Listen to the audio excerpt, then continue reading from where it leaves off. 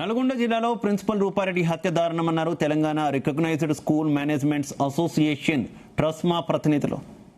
హత్య కేసులో కాలయాపన చేయకుండా సత్వర న్యాయం చేయాలని, ఉపాధ్యాయులు, పాఠశాలలకు రక్షణకు ప్రత్యేక చట్టం తీసుకురావాలని సంస్థ ప్రతినిధులు డిమాండ్ చేశారు. ప్రిన్సిపల్ హత్య పట్ల అసోసియేషన్ తీవ్ర దిగ్భ్రాంతి, ప్రగాఢ సంతాపాన్ని వ్యక్తం చేసింది. ఘటనతో రాష్ట్ర వ్యాప్తంగా ఉపాధ్యాయులు, ప్రిన్సిపల్స్ సహా యాజమాన్యాలలో తీవ్ర ఆందోళన, అభద్రతా భావాన్ని కలిగించిందని ట్రస్మా ప్రతినిధులు ఆవేదన వ్యక్తం చేశారు. తెలంగాణలో సమగ్ర ఉపాధ్యాయులు, పాఠశాలల రక్షణ చట్టం తీసుకురావాలని కోరారు.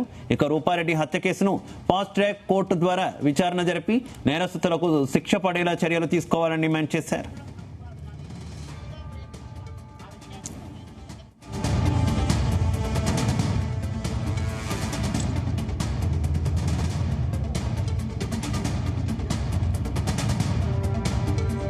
రూపారెడ్డి గారు కొండమల్లేపల్లి, దేవరకొండ, నల్గొండ జిల్లాలో వాళ్ళ స్కూల్లో విద్యార్థులు 10వ తరగతి చదువుతున్నటువంటి విద్యార్థులు దారుణంగా 27 కత్తిపోట్లు పొడిచి చంపి డబ్బులు తీసుకెళ్లిపోయారు.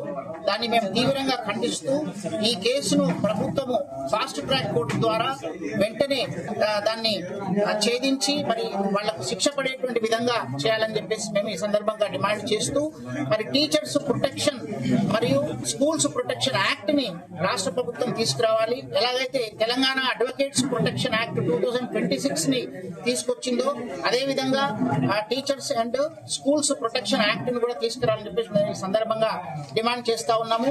అలాగే విద్యార్థులు తప్పు చేసినట్లయితే క్రమశిక్షణలో పెట్టడం కోసము మందలించేటువంటి హక్కు ఉపాధ్యాయులకు ఉండాలని చెప్పేసి మేము ఈ సందర్భంగా తెలియజేస్తా ఉన్నాము.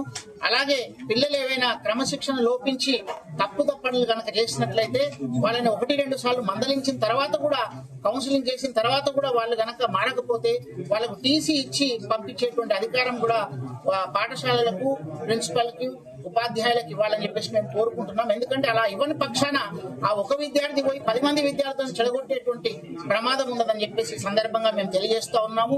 ఈ రోజు ఉపాధ్యాయులు చాలా అభద్రత భావానికి గురవుతా ఉన్నారు. ఎందుకంటే ఏ పిల్లవాడిని ఏ విధంగా మందలించినా కూడా తల్లిదండ్రులు వచ్చి వెంటనే ఆ ఉపాధ్యాయుల పైన విరగబడి వాళ్ళని దూషించి వాస్తవాలను తెలుసుకోకుండా వాళ్ళని ఇబ్బంది పెడుతున్నారు. కాబట్టి ఉపాధ్యాయులు మానసికంగా చనిపోతున్నారని చెప్పేసి మేము ఈ సందర్భంగా తెలియజేస్తా ఉన్నాము. ఉపాధ్యాయులను గౌరవించుకోవడం మన యొక్క సంస్కృతి.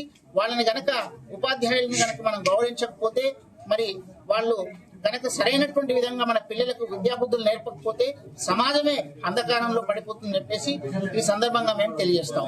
రూపారెడ్డి గారు కొండమల్లేపల్లి, దేవరకొండ, నల్గొండ జిల్లాలో వాళ్ళ స్కూల్లో విద్యార్థులు 10వ తరగతి చదువుతున్నారు.